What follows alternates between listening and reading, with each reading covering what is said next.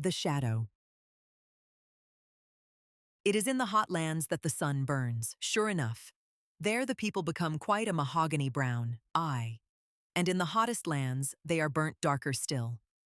But now it was only to the hot lands that a learned man had come from the cold. There he thought that he could run about just as when at home, but he soon found out his mistake. He, and all sensible folks, were obliged to stay within doors. The window shutters and doors were closed the whole day. It looked as if the whole house slept. Or there was no one at home. The narrow street with the high houses was built so that the sunshine must fall there from morning till evening. It was really not to be borne. The learned man from the cold lands, he was a young man and seemed to be a clever man, sat in a glowing oven. It took effect on him. He became quite meager. Even his shadow shrunk in, for the sun had also an effect on it. It was first towards evening when the sun was down that they began to freshen up again.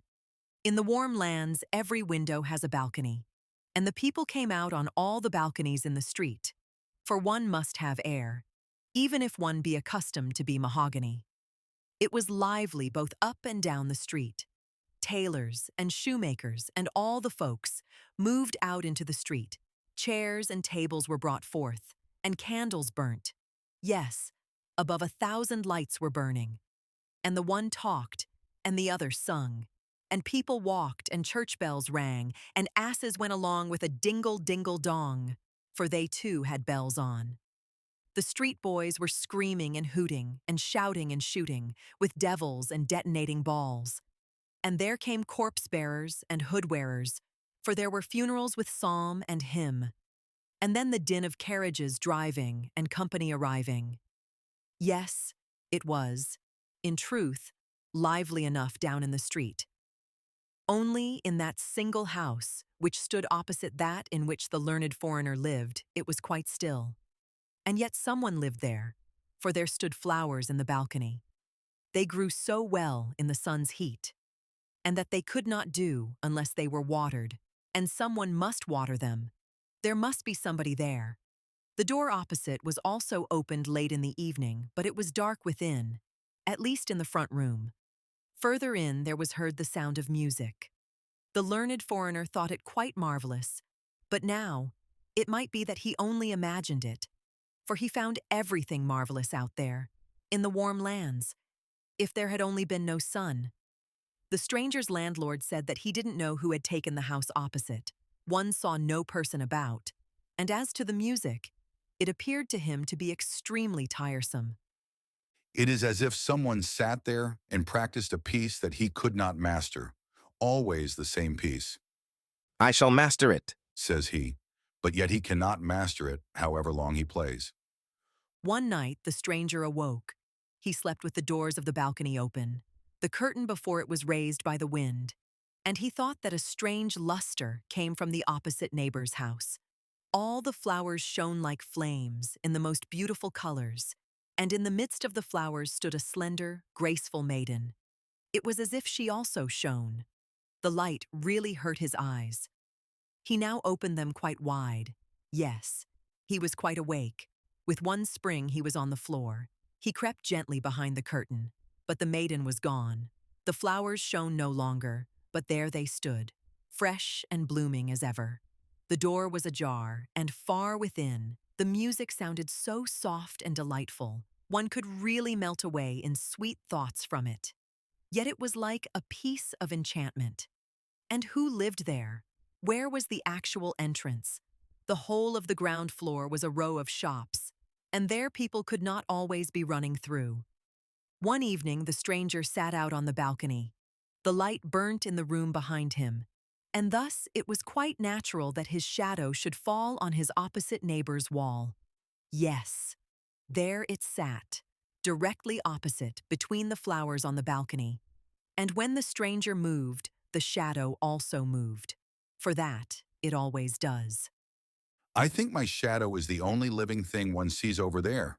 said the learned man. See how nicely it sits between the flowers. The door stands half open. Now the shadow should be cunning and go into the room, look about, and then come and tell me what it had seen. Come now. Be useful and do me a service. said he in jest. Have the kindness to step in. Now, art thou going? And then he nodded to the shadow, and the shadow nodded again. Well then, go, but don't stay away. The stranger rose, and his shadow on the opposite neighbor's balcony rose also. The stranger turned round, and the shadow also turned round. Yes. If anyone had paid particular attention to it, they would have seen, quite distinctly, that the shadow went in through the half-open balcony door of their opposite neighbor, just as the stranger went into his own room, and let the long curtain fall down after him. Next morning, the learned man went out to drink coffee and read the newspapers. What is that? Said he as he came out into the sunshine. I have no shadow. So then it has actually gone last night and not come again. It is really tiresome. This annoyed him, not so much because the shadow was gone, but because he knew there was a story about a man without a shadow. It was known to everybody at home, in the cold lands, and if the learned man now came there and told his story, they would say that he was imitating it, and that he had no need to do. He would, therefore, not talk about it at all, and that was wisely thought. In the evening he went out again on the balcony. He had placed the light directly behind him, for he knew that the shadow would always have its master for a screen, but he could not entice it. He made himself little. He made himself great, but no shadow came again. He said, Hem, hem. but it was of no use. It was vexatious, but in the warm lands everything grows so quickly, and after the lapse of 8 days he observed, to his great joy, that a new shadow came in the sunshine. In the course of 3 weeks he had a very fair shadow, which, when he set out for his home in the northern lands, grew more and more in the journey, so that at last it was so long and so large that it was more than sufficient. The learned man then came home, and he wrote books about what was true in the world, and about what was good and what was beautiful. And there passed days and years. Yes, many years passed away. One evening, as he was sitting in his room, there was a gentle knocking at the door. Come in. Said he. But no one came in, so he opened the door, and there stood before him such an extremely lean man that he felt quite strange. As to the rest, the man was very finely dressed. He must be a gentleman. Whom have I the honor of speaking? Asked the learned man. Yes, I thought as much. Said the fine man. I thought you would not know me. I have got so much body. I have even got flesh and clothes. You certainly never thought of seeing me so well off. Do you not know your old shadow? You certainly thought I should never more return. Things have gone on well with me since I was last with you. I have, in all respects, become very well off. Shall I purchase my freedom from service? If so, I can do it. And then he rattled a whole bunch of valuable seals that hung to his watch, and he stuck his hand in the thick gold chain he wore around his neck. Nay, how all his fingers glittered with diamond rings, and then all were pure gems. Nay, I cannot recover from my surprise. Said the learned man. What is the meaning of all this? Something common, is it not? Said the shadow. But you yourself do not belong to the common order, and I, as you know well, have from a child followed in your footsteps. As soon as you found I was capable to go out alone in the world, I went my own way. I am in the most brilliant circumstances, but there came a sort of desire over me to see you once more before you die. You will die, I suppose? I also wished to see this land again, for you know we always love our native land. I know you have got another shadow again. Have I anything to pay to it or you? If so, you will oblige me by saying what it is.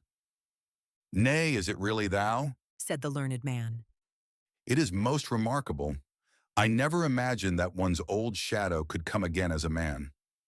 Tell me what I have to pay, Said the shadow. for I don't like to be in any sort of debt. How canst thou talk so? Said the learned man. What debt is there to talk about? Make thyself as free as anyone else. I am extremely glad to hear of thy good fortune. Sit down, old friend, and tell me a little how it has gone with thee, and what thou hast seen at our opposite neighbors there, in the warm lands. Yes, I will tell you all about it. said the shadow, and sat down.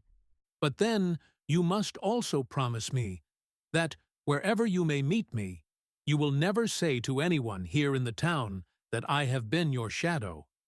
I intend to get betrothed, for I can provide for more than one family. Be quite at thy ease about that. Said the learned man. I shall not say to anyone who thou actually art. Here is my hand, I promise it, and a man's bond is his word. A word is a shadow, Said the shadow. and as such, it must speak. It was really quite astonishing how much of a man it was. It was dressed entirely in black and of the very finest cloth. It had patent leather boots and a hat that could be folded together so that it was bare crown and brim. Not to speak of what we already know it had: seals, gold neck chain, and diamond rings. Yes, the shadow was well dressed, and it was just that which made it quite a man, Now I shall tell you my adventures. said the shadow. And then he sat, with the polished boots, as heavily as he could, on the arm of the learned man's new shadow, which lay like a poodle dog at his feet. Now this was perhaps from arrogance, and the shadow on the ground kept itself so still and quiet that it might hear all that passed. It wished to know how it could get free and work its way up, so as to become its own master, Do you know who lived in our opposite neighbor's house? said the shadow. It was the most charming of all beings. It was Poesy. I was there for 3 weeks, and that has as much effect as if one had lived 3,000 years and read all that was composed and written. That is what I say, and it is right. I have seen everything, and I know everything. Poesy! Cried the learned man. Yes, yes, she often dwells a recluse in large cities. Poesy! Yes, I have seen her.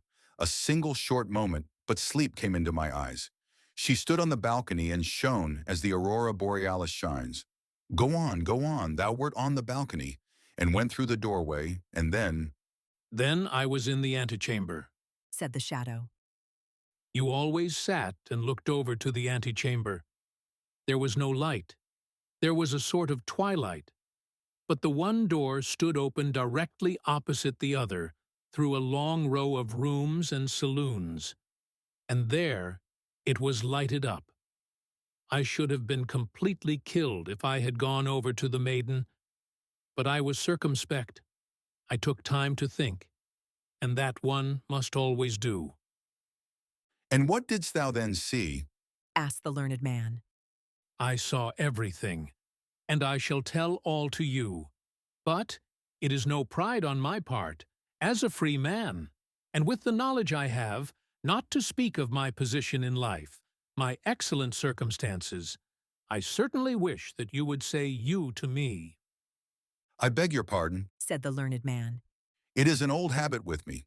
You are perfectly right, and I shall remember it. But now you must tell me all you saw. Everything, Said the shadow. for I saw everything, and I know everything. How did it look in the furthest saloon? Asked the learned man. Was it there as in the fresh woods? Was it there as in a holy church? Were the saloons like the starlit firmament when we stand on the high mountains? Everything was there. Said the shadow. I did not go quite in. I remained in the foremost room in the twilight, but I stood there quite well. I saw everything, and I know everything. I have been in the antechamber at the court of Poesy. But what did you see? Did all the gods of the olden times pass through the large saloons? Did the old heroes combat there? Did sweet children play there and relate their dreams? I tell you I was there, and you can conceive that I saw everything there was to be seen. Had you come over there, you would not have been a man. But I became so. And besides, I learned to know my inward nature, my innate qualities, the relationship I had with poesy. At the time I was with you, I thought not of that, but always, you know it well, when the sun rose and when the sun went down, I became so strangely great. In the moonlight, I was very near being more distinct than yourself. At that time I did not understand my nature. It was revealed to me in the antechamber. I became a man. I came out matured, but you were no longer in the warm lands. As a man, I was ashamed to go as I did. I was in want of boots, of clothes, of the whole human varnish that makes a man perceptible. I took my way. I tell it to you, but you will not put it in any book. I took my way to the cake woman. I hid myself behind her. The woman didn't think how much she concealed. I went out first in the evening. I ran about the streets in the moonlight. I made myself long up the walls. It tickles the back so delightfully. I ran up and ran down, peeped into the highest windows, into the saloons and on the roofs. I peeped in where no one could peep, and I saw what no one else saw, what no one else should see. This is, in fact, a base world. I would not be a man if it were not now once accepted and regarded as something to be so. I saw the most unimaginable things with the women, with the men, with parents, and with the sweet, matchless children. I saw, said the shadow, what no human being must know, but what they would all so willingly know, what is bad in their neighbor.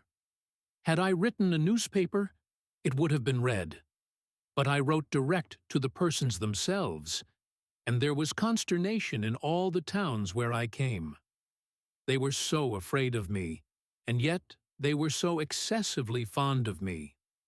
The professors made a professor of me. The tailors gave me new clothes. I am well furnished. The master of the mint struck new coin for me, and the women said I was so handsome, and so I became the man I am. And I now bid you farewell. Here is my card. I live on the sunny side of the street, and am always at home in rainy weather. and so away went the shadow, That was most extraordinary. said the learned man. Years and days passed away. Then the shadow came again, How goes it? said the shadow, Alas, said the learned man. I write about the true and the good, and the beautiful, but no one cares to hear such things. I am quite desperate, for I take it so much to heart. But I don't. Said the shadow. I become fat, and it is that one wants to become. You do not understand the world. You will become ill by it. You must travel. I shall make a tour this summer. Will you go with me? I should like to have a traveling companion. Will you go with me, as shadow? It will be a great pleasure for me to have you with me. I shall pay the traveling expenses. Nay, this is too much. Said the learned man. It is just as one takes it. Said the shadow. It will do you much good to travel. Will you be my shadow?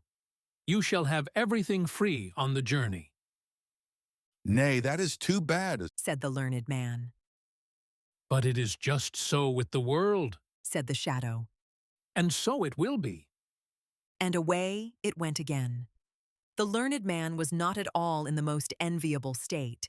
Grief and torment followed him, and what he said about the true and the good and the beautiful was, to most persons, like roses for a cow.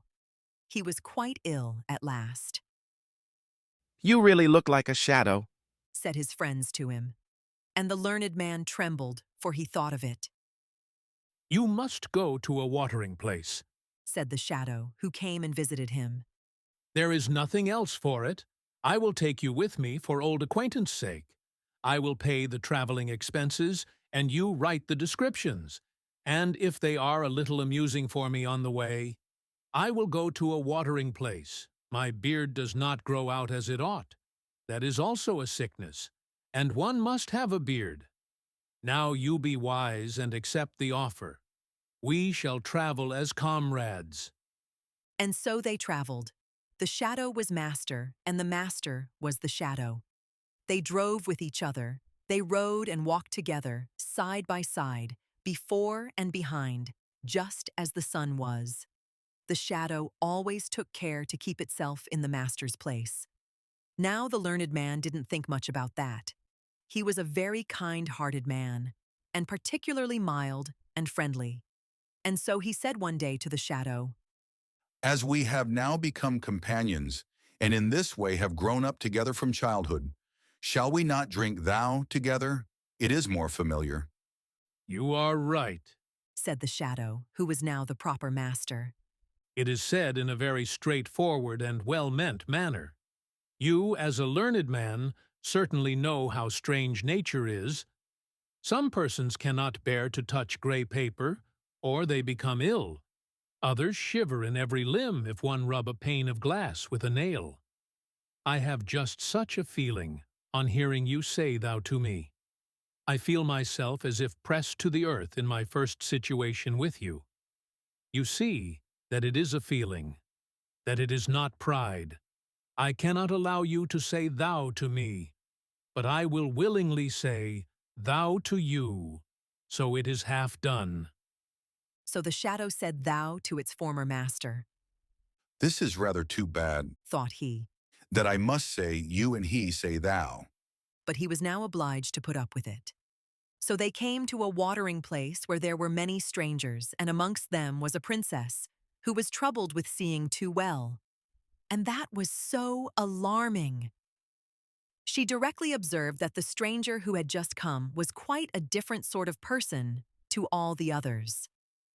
He has come here in order to get his beard to grow, they say, but I see the real cause. He cannot cast a shadow.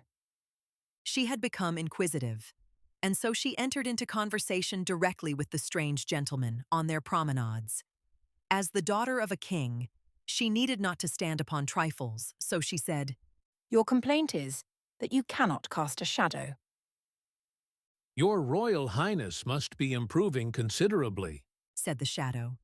I know your complaint is that you see too clearly, but it has decreased. You are cured. I just happen to have a very unusual shadow. Do you not see that person who always goes with me?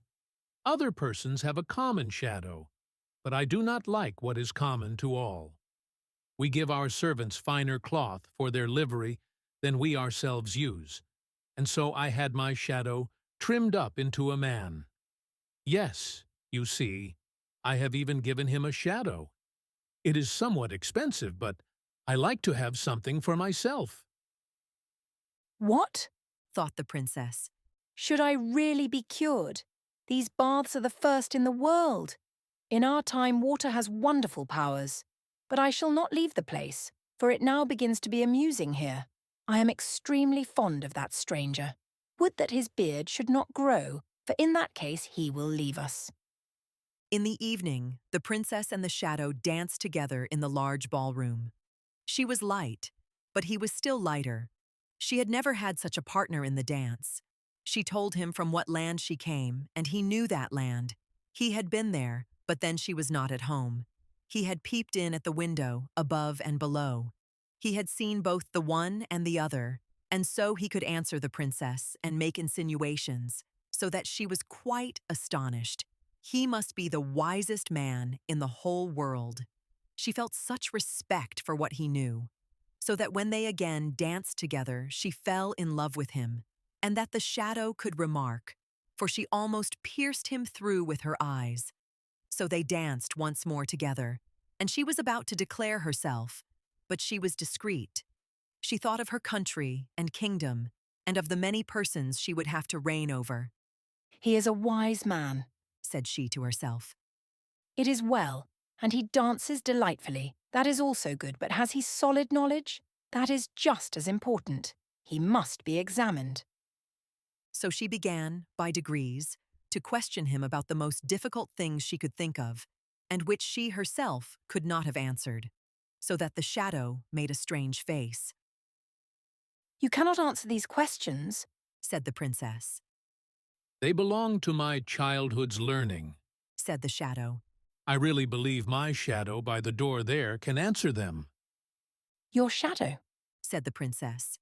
that would indeed be marvelous. I will not say for a certainty that he can, Said the shadow. but I think so. He has now followed me for so many years and listened to my conversation. I should think it possible. But your Royal Highness will permit me to observe that he is so proud of passing himself off for a man that when he is to be in a proper humor, and he must be so to answer well, he must be treated quite like a man. Oh, I like that, said the princess. So she went to the learned man by the door, and she spoke to him about the sun and the moon, and about persons out of and in the world, and he answered with wisdom and prudence. What a man that must be who has so wise a shadow, thought she. It will be a real blessing to my people and kingdom if I choose him for my consort. I will do it. They were soon agreed, both the princess and the shadow, but no one was to know about it before she arrived in her own kingdom. No one, not even my shadow, said the shadow, and he had his own thoughts about it. Now they were in the country where the princess reigned when she was at home. Listen, my good friend, said the shadow to the learned man. I have now become as happy and mighty as anyone can be. I will, therefore, do something particular for thee. Thou shalt always live with me in the palace, drive with me in my royal carriage, and have 10,000 pounds a year. But then thou must submit to be called Shadow by all and everyone. Thou must not say that thou hast ever been a man. And once a year, when I sit on the balcony in the sunshine, thou must lie at my feet, as a shadow shall do. I must tell thee, I am going to marry the king's daughter, and the nuptials are to take place this evening.